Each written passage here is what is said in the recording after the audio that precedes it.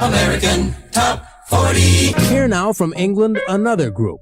This one is Supertramp. That's what they call themselves. They have one American in the group and one Scotsman. The American is from Glendale, California, and his name is Bob Benberg.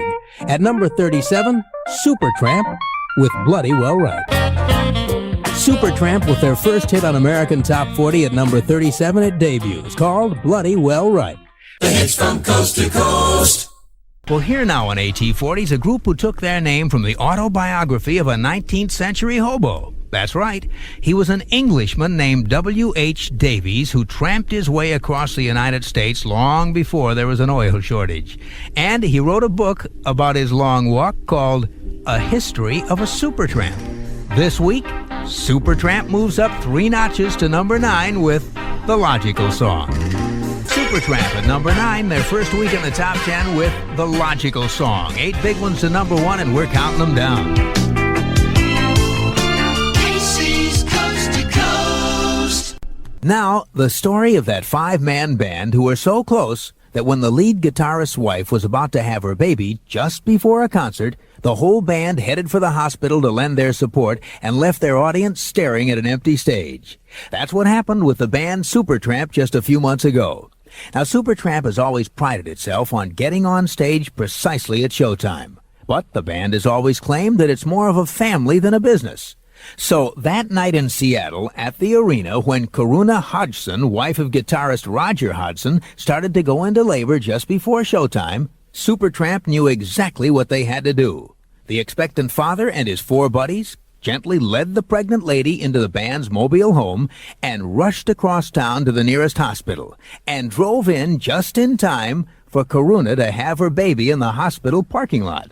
A bouncing 7-pound, 4-ounce rock and roll daughter. Then the band raced back across town in time to put on their show, a mere 34 minutes late. A rather nice testimonial to the fact that show business isn't always just business.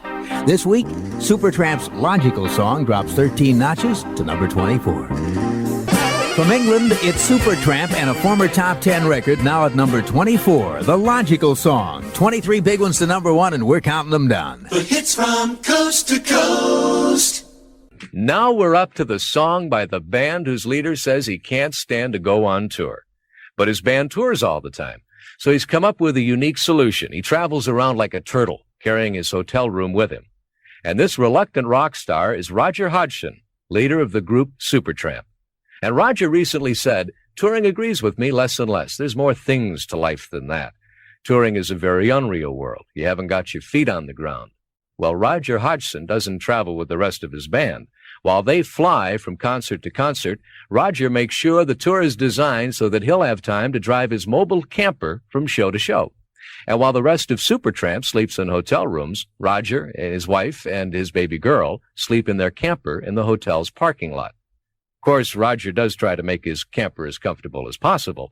It's a $60,000 customized model with a living room, a bedroom, and some very sophisticated stereo equipment. Roger says, I can't think straight when we're on the road. Being able to sleep in the same place every night is the only thing that keeps me sane. End of quote. And that search for sanity may very well be the reason that Roger Hodgson wrote Supertramp's recent smash, The Logical Song. This week, another Hodgson song is at number 35.